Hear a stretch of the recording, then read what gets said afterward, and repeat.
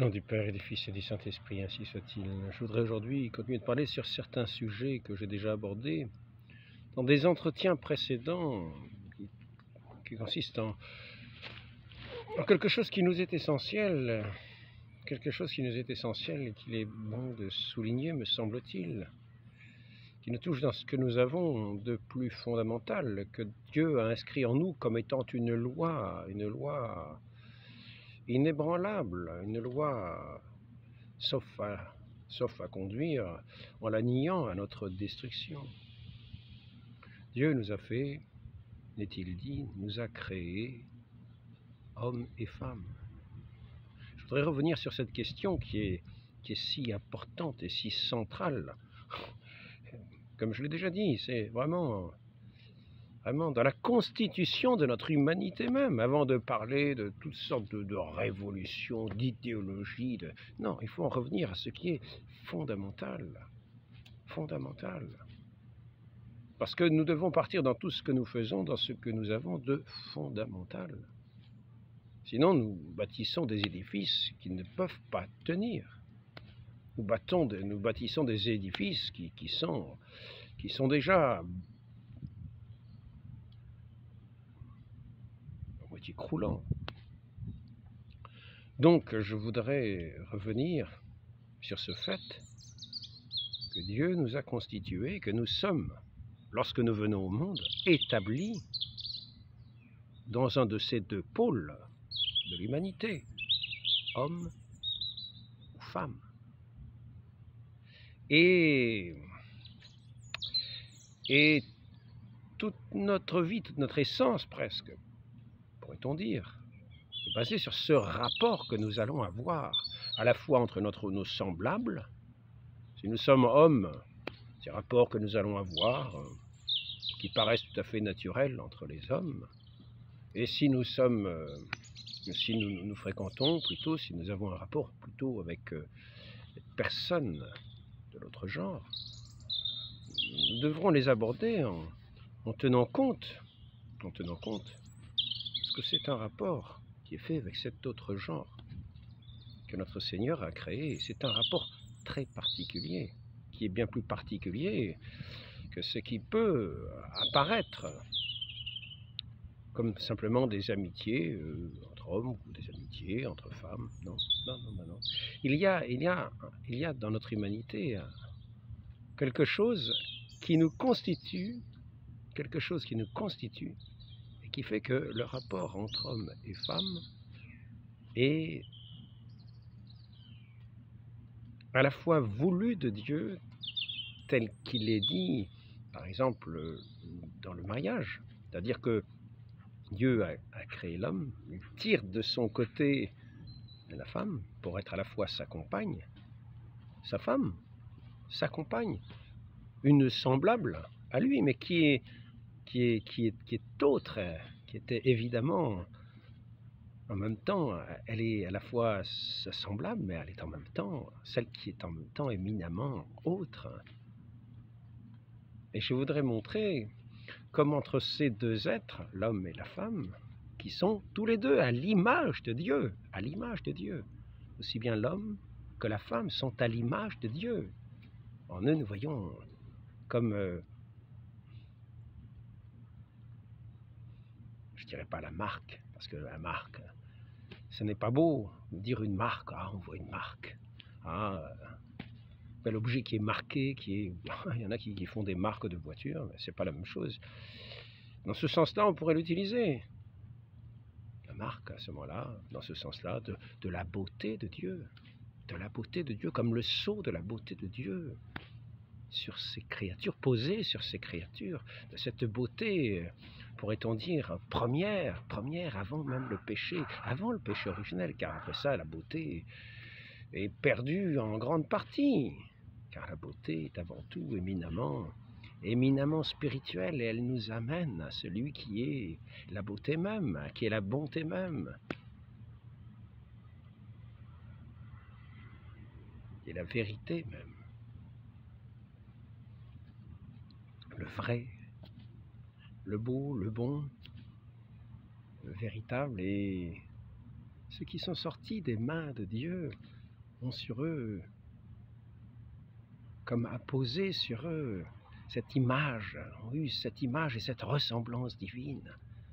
À nul autre pareil, incomparable, inestimable. Imaginez cet homme et cette femme se voyant, se contemplant l'un en face de l'autre l'image du Dieu vivant, dans sa beauté, dans sa splendeur. Imaginez-le sous ces rayons de soleil, éclairé dans le plein jour. Imaginez cela, comme la splendeur de Dieu fait homme. Je dirais plus, avec plus de modestie, faites femme, plus de modestie de ma part, parce que un religieux, il est demandé, un religieux, dans cet état où nous avons porté le péché originel, où nous avons nos tendances viciées, il est recommandé de voir la modestie du regard. C'est pour ça que je dis, pour ma part, plus modestement. Mais si nous nous mettons dans cette considération première entre l'homme et la femme, tels qu'ils ont été créés, cette beauté est un émerveillement, un enchantement, une grâce inouïe, ineffable, une joie, une jouissance permanente de contempler comme un paradis sur terre entre l'homme et la femme. Je peux vous faire part de ce qui m'a semblé l'autre jour. L'autre jour, je regardais sur Internet le témoignage d'une jeune femme. Et cette jeune femme ne se présentait pas filmée dans un plan tout à fait indifférent. Elle se mettait dans une proximité que je ne pourrais pas montrer. Et puis moi, ça ne fera pas du tout le même effet.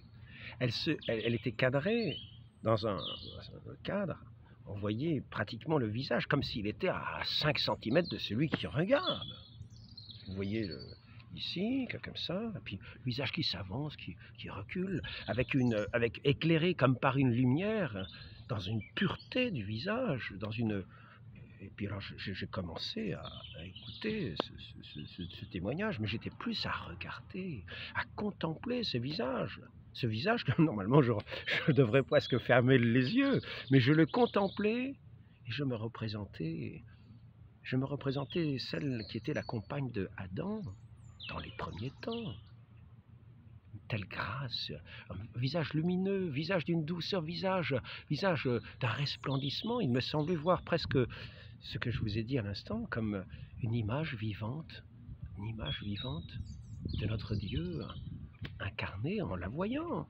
Mais c'est ainsi que je la regardais, c'est-à-dire non pas notre Dieu incarné, mais ses créatures telles que Dieu les a voulues, Adam et Ève. Et il me semblait voir en face de moi Ève, mais Ève à la fois avant le péché originel et à la fois aussi après le péché originel, parce que son témoignage portait sur la création, mais j'osais à peine la regarder.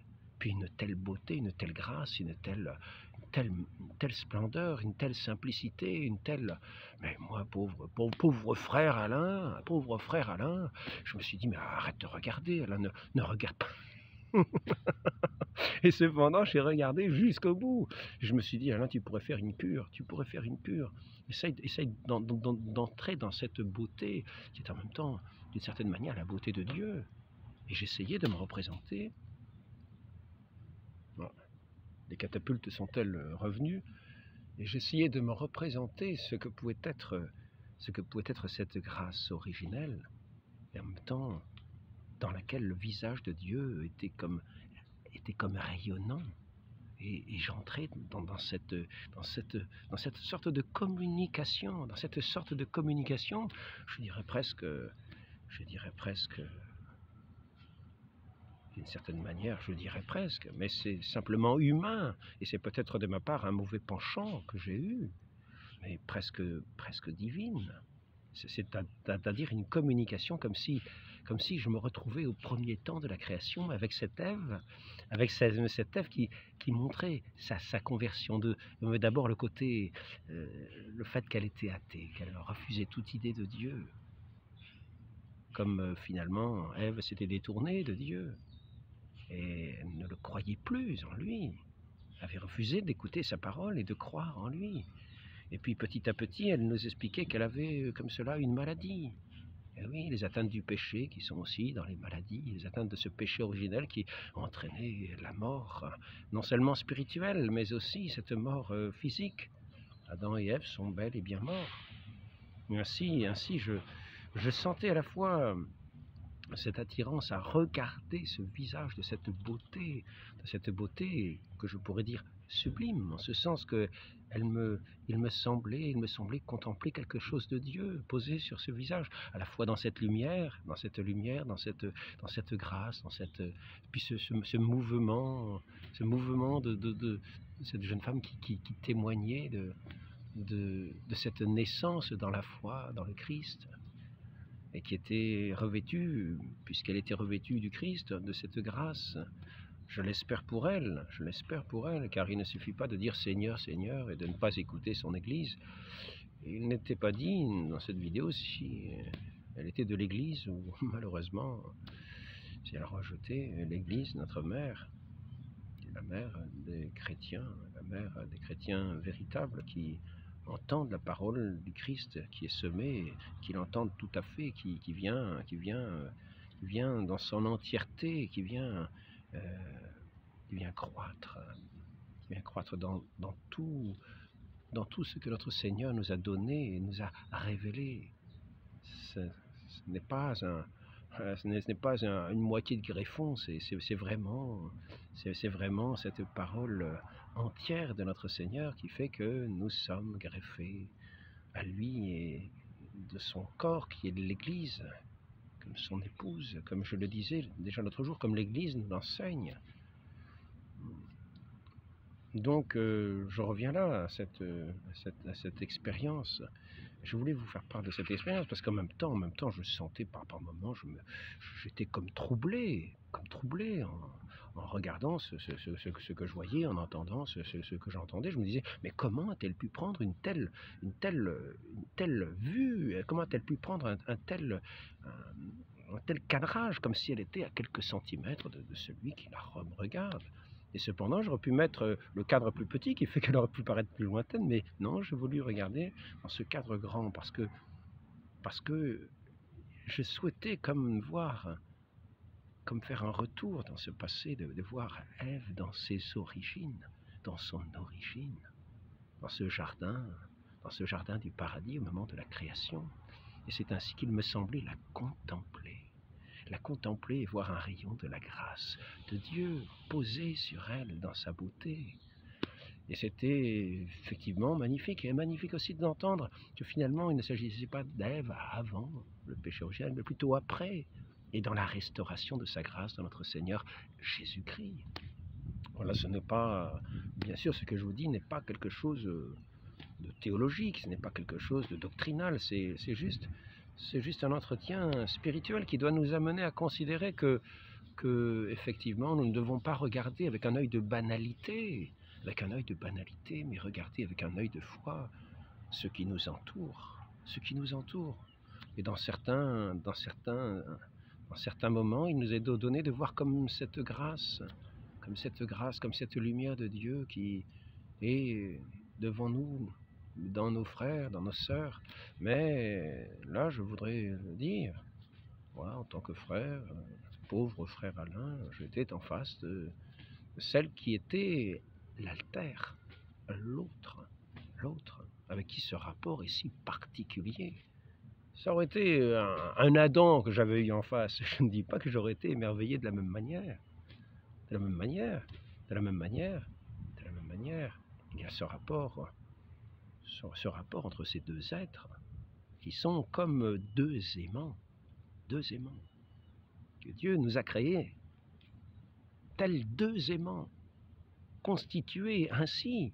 Vous remarquerez que les aimants, vous ne pouvez pas les rapprocher quand ils sont tournés d'une certaine manière, orientés d'une certaine manière. Vous auriez envie de les rapprocher, vous êtes comme repoussés, ils se repoussent l'un l'autre.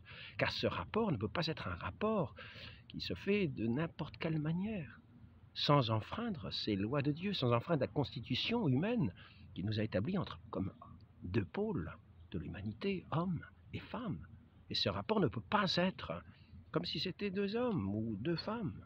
Cela ne peut pas être la même chose. Ils sont comme deux aimants. C'est pour ça que j'étais en même temps si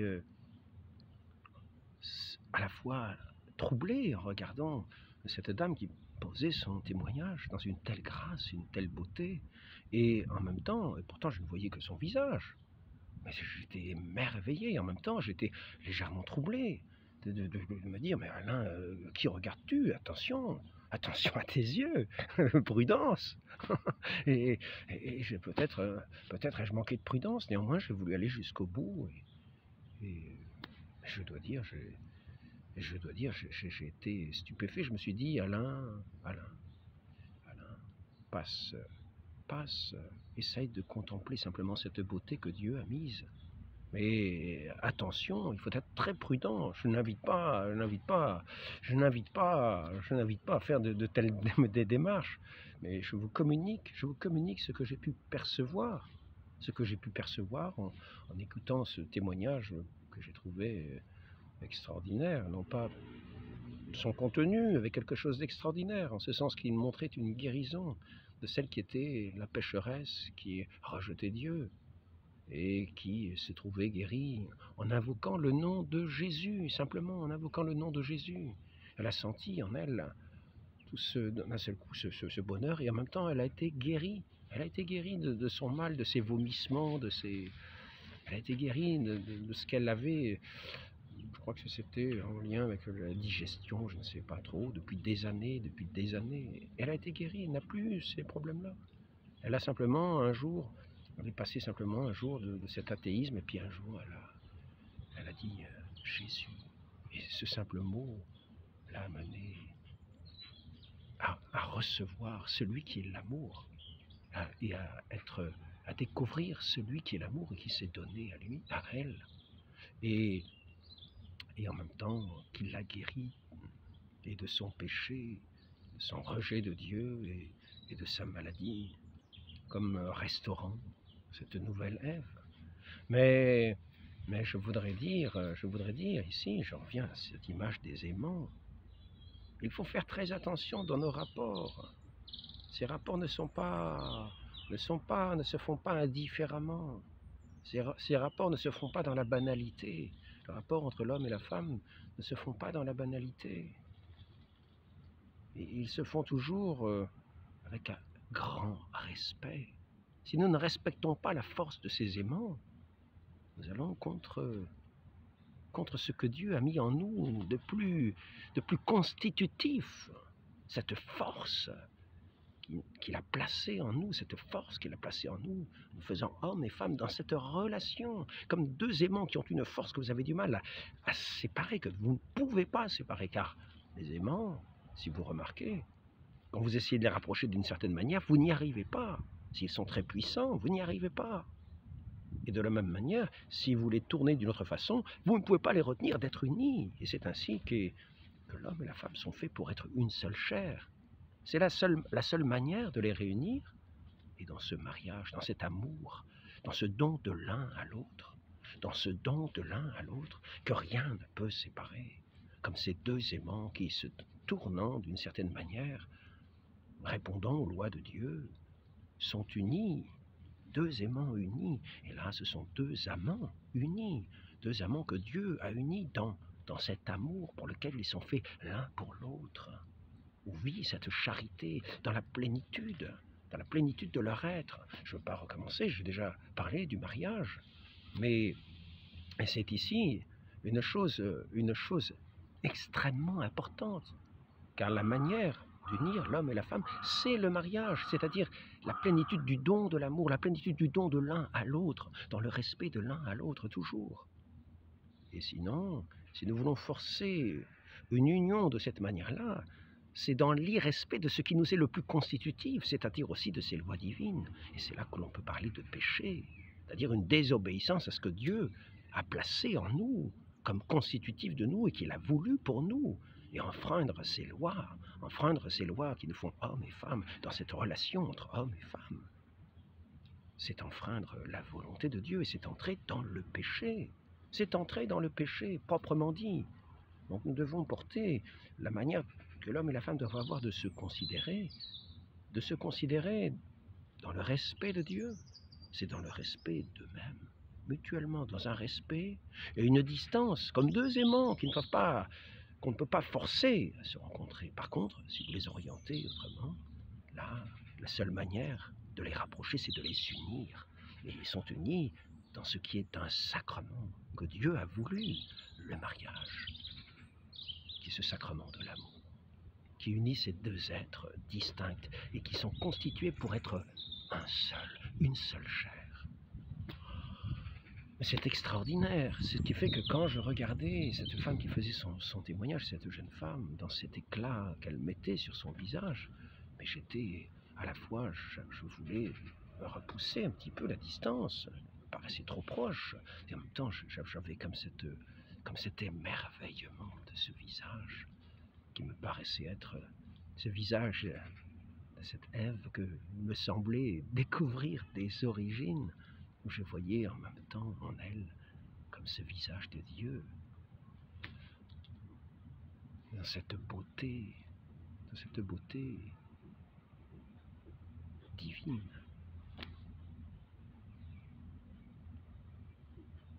Voilà, je voudrais ainsi dire que je voulais faire ce court entretien pour parler de cela. Et si nous voulons enfreindre ce que Dieu a constitué, la manière dont Dieu nous a constitués ainsi, et qu'il nous faut éminemment respecter, que nous devons dans nos sociétés apprendre à respecter dans ces rapports de modestie, d'une certaine distance entre l'homme et la femme, qui ne sont pas amenés tous à se réunir comme deux époux. Ils se donnent là l'un à l'autre pleinement, et que rien ne peut séparer, tant la force de leur amour est grande, tant ce qui les constitue les unit. Mais dans la force de l'amour véritable de Dieu, qui est un amour qui est plus fort que le monde, plus fort que la mort, et que rien ne peut défaire ni dissoudre. Et il est en Dieu même. Et dans cette beauté sublime de ces époux qui contemplent l'un le visage de Dieu dans celle qui lui est présentée, qui lui est donnée pour épouse, et celle qui est l'épouse, qui contemple ce visage de Dieu dans sa beauté, dans son éclat, dans son époux. Et c'est ici la chose extraordinaire. C'est ici la chose extraordinaire.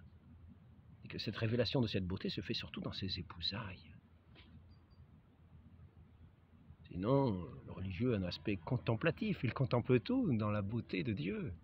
Tous les paysages, toutes choses, et il rend grâce à Dieu en toutes choses. Il rapporte chaque éclat de ces rayons du soleil posés sur cette création qui les fait comme apparaître, sortir du néant. Il leur fait voir cet éclat de Dieu sur toutes choses.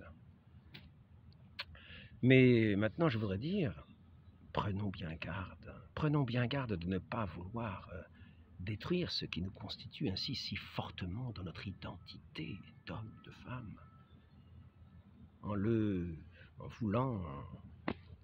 en étant installé dans ce péché, dans cet irrespect de ce que Dieu a établi dans notre différence.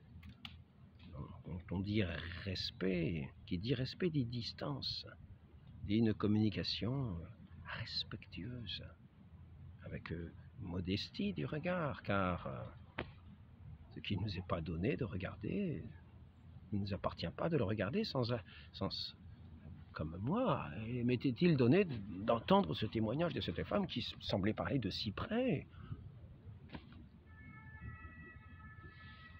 Néanmoins, je suis entré dans cette écoute, dans cette vue, en essayant de demeurer dans cette présence de Dieu, dans ce regard. Et alors, je voudrais dire on pourrait dire, il y a différentes méthodes de nier à la fois, de vouloir mépriser à la fois ce qui tient de l'homme et de la femme. Il y en a qui vont vouloir établir ce rapport de ces aimants qui se résistent, qui s'opposent d'une certaine manière et qui demandent la modestie et le respect. Modestie et respect mutuel. Par exemple, dans la prostitution, ce n'est pas le rapport d'un homme et d'une femme. C'est le rapport de quelqu'un qui a de l'argent avec le rapport de quelqu'un qui se vend comme un objet. Elle n'est plus la femme ici, dans le rapport de prostitution n'est plus la femme. Elle est un objet qui se vend. Un objet qui se vend. Et là nous entrons dans l'irrespect total et de la personne et de Dieu, dans ce qu'ils sont, dans ce que Dieu a mis infiniment respectable. Nous sommes dans le mépris total de la création de Dieu, de la beauté de Dieu, de l'œuvre de Dieu et de Dieu lui-même. Un rapport d'asservissement, un rapport de force, un rapport de... toutes sortes de rapports mauvais, entachés de ce péché. Et quand nous sommes morts spirituellement, il est sûr que nous ne pouvons plus considérer, nous sommes déjà abattus, nous avons perdu notre constitution de l'âme, nous avons perdu notre rapport à Dieu. Et cependant, nous sommes toujours constitués ainsi, mais la perversion fait que nous forçons le rapport entre l'homme et la femme, nous forçons le respect, nous brisons le respect, nous forçons le respect. Et ces relations sont établies non plus pour fonder ce que notre Dieu nous a donné de fonder dans notre humanité, mais pour rompre tout rapport vrai, véritable, tout ce qui peut se bâtir de solide. C'est le mépris partout, la dissolution. Je voulais juste à nouveau aborder ce sujet, pour nous inviter à le considérer sous un nouvel œil, sur l'importance de la manière dont Dieu nous a constitués et qu'il faut éminemment respecter. Et nous devons apprendre ce respect, nous devons apprendre cette modestie, nous devons apprendre tout cela dans les familles, à nos enfants, pour les transmettre afin qu'ils puissent grandir avec cette connaissance, dans la connaissance de cette nécessité de notre être. Demande à la Vierge Marie de respecter toujours ce rapport pour ne pas entrer dans une relation de péché, dans une relation qui blesse la chasteté, qui offense les personnes, qui meurtrit l'humanité, d'une dépravation qui peut entraîner des dépravations graves et une offense à notre Créateur. Demandons cette grâce à notre Mère qui est aussi notre éducatrice, comme l'Église est notre éducatrice, elle qui nous parle par la vertu du Saint-Esprit dont elle est pleine, et qui a ainsi accompagné la croissance de notre Seigneur Jésus-Christ dans son enfance, et qui savait trouver les paroles justes, les paroles aimantes, les paroles de charité, paroles de respect, en adorant dans son cœur cet enfant Dieu qui croissait, qui grandissait en taille et en sagesse à côté d'elle. Elle, cette nouvelle Ève que notre Seigneur, comme enfant, pouvait contempler près d'elle, comme une image vivante, elle aussi, de notre Dieu, comme une image vivante de cette nouvelle Ève, sans péché, sans les atteintes du péché, dans la beauté pure, dans la modestie, dans la pureté même, dans l'éclat même de la lumière divine. Et Saint Joseph, le très chaste époux, était aussi celui qui était donné comme époux, la Vierge Marie, comme époux, dans une relation de chasteté, elle qui s'était consacrée à son Dieu. Et Saint Joseph a respecté cette consécration. Entre eux, il y avait cet échange pur et chaste, dans cette continence et dans cette vraie charité. Il les faisait s'apprécier, se respecter mutuellement l'un l'autre.